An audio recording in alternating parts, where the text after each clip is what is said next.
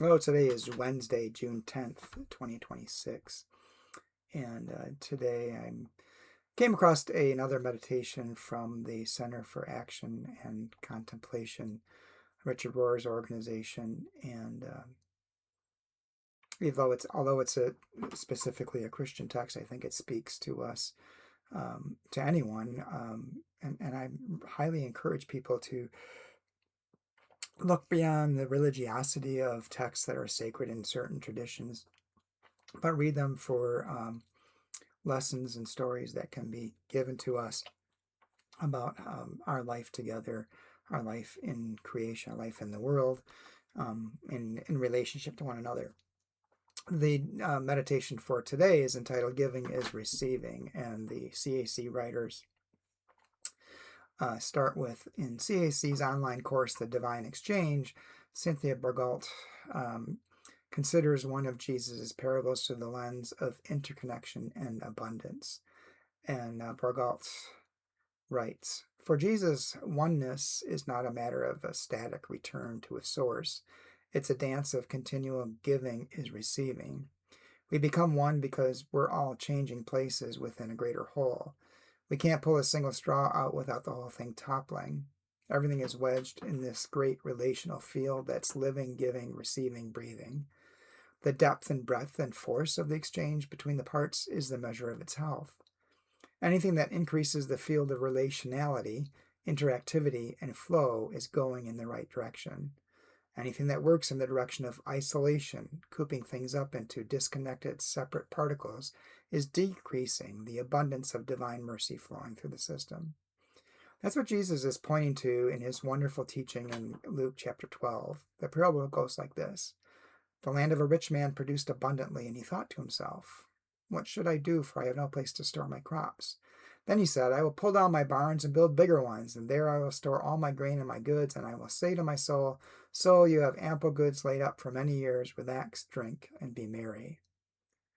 But God said to him, "You fool, this very night your life is being demanded of you, and the things you prepared, whose will they be?" Burgot continues. Jesus continues to heap on metaphor after metaphor. "Behold the lilies of the field, behold the sparrow, behold the hairs of the head." He creates a picture of a kingdom where every single piece, no matter how humble, is known and supported. He ends the whole thing with a favorite line from Scripture. "Do not be afraid, little flock. It is my Father's good pleasure to give you the kingdom." If there's one thing Jesus is opposed to, it's hoarding. And it's not just about physical possessions. The ego is the ultimate hoarder. It hangs on to everything. We hoard our entitlements. I am rich. I am educated. I'm a person of authority. We hoard our principles and ideologies. We hoard our self-justifications and our resentments. We use all these things to line the nest of our fragile sense of selfhood. But Jesus sets himself against any kind of hoarding. He teaches a path of radical non-clinging. He says, in effect, don't clench your fist, open your hands. The world is abundant and provident beyond belief, and what flows through it is coherence, a beauty, a life force that is a direct expression of the heart of God. For Jesus, the world is suffused with the glory of divine tenderness and providence. That's reason he was so implacably opposed to hoarding. Whenever we go into any kind of braced position, clinging, defending, self-justifying, insisting, it immediately makes us spiritually blind. They cut us off from the whole, and we can no longer see the abundance that's flowing right there. Well, I think this meditation can speak to a lot of us, regardless of our beliefs or faith traditions, and just understanding the stories that it's trying to give us. I think it also, a lot of what Burgalt writes, to me, fits well with a lot of Buddhist thought, some Muslim thought that I'm aware of, Jewish thought. Some of the greater faith traditions have this common thread running through them. And I think oneness or connection with all other beings, with all of the world, the place in which we live, is important to understanding.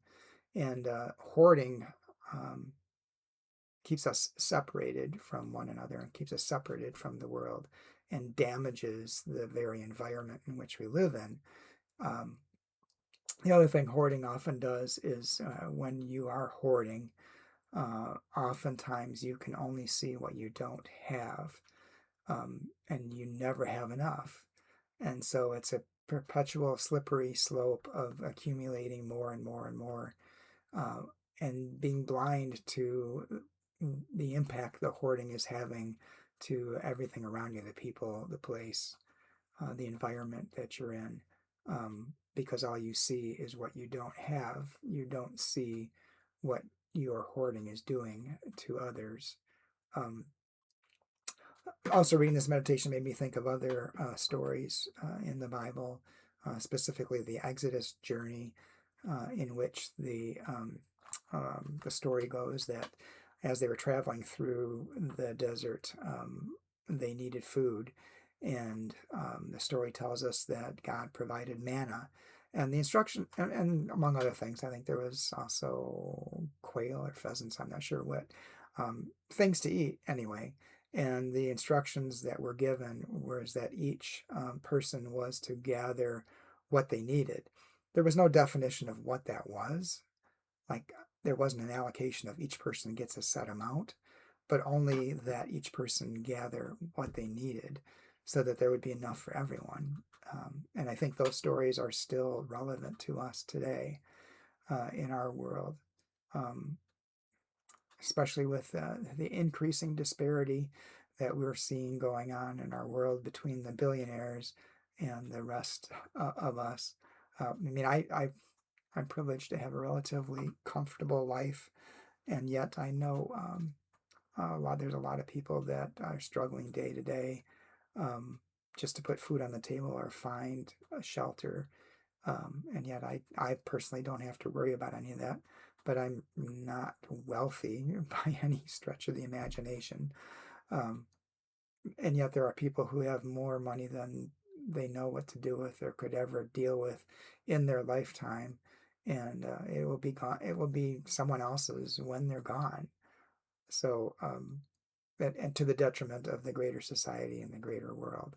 So, again, I think this is another example of how sacred texts from various traditions can uh, help us reflect on our own lives without any specific religiosity entering into it, or belief in God or disbelief in God, but just looking at them as to what are these stories actually telling us.